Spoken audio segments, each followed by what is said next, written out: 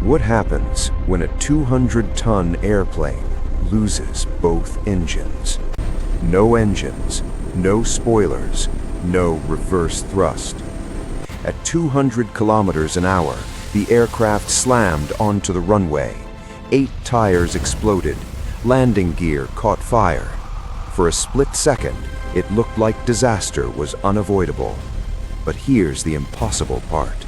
In just 90 seconds, every passenger evacuated.